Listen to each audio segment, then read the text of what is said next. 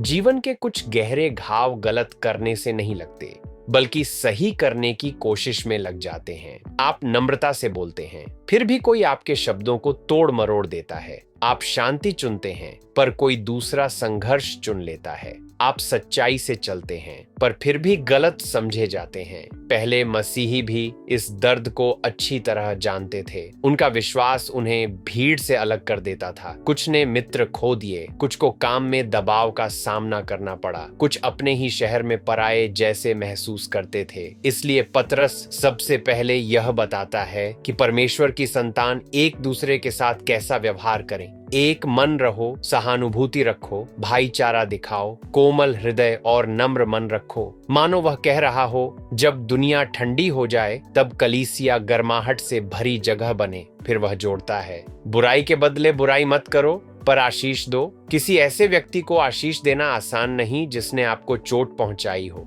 पर पतरस उन्हें याद दिलाता है, प्रभु की आंखें धर्मियों पर लगी रहती हैं और उसके कान उनकी प्रार्थना पर लगे रहते हैं। लोग भले ही आपके मन को न समझें, परमेश्वर समझता है। आपके आंसू, आपका धैर्य, आपकी चुप सहनशीलता कुछ भी व्यर्थ नहीं जाता। फिर पतरस कहता है, उनसे मत डरो और न घबराओ। वह उनके दर्द को छोटा नहीं कर रहा, वह उन्हें मसीह में जड़ें जमाए हुए साहस की ओर बुला रहा है। इसलिए वह एक सरल आधार देता है। मसीह को अपने हृदय में प्रभु मानो और हमेशा तैयार रहो कि अपनी आशा का कारण नम्रता और आदर से बता सको। न जोर से बहस करने की जरूरत, न रक्षात्मक प्रतिक्रिया की, बस स्थिर शांत आशा। और फिर पतरस उन्हें यीशु की ओर ले जाता है। मसीह ने तुम्हें परमेश्वर के पास लाने के लिए धर्मी होकर अधर्मियों के लिए एक ही बार दुख सहा। अन्याय का दर्द यदि कोई समझता है तो वह यीशु है। वह सिद्ध था, फिर भी उसे ठुकराया गया। उसने चंगा किया, फिर भी उसे गलत समझा गया। उसने प्रेम किया, फिर भी वह घायल हुआ, और उसके दुख ने ही हमें उद्धार दिया। पतरस का संदेश आज भी उतना ही जीवंत है।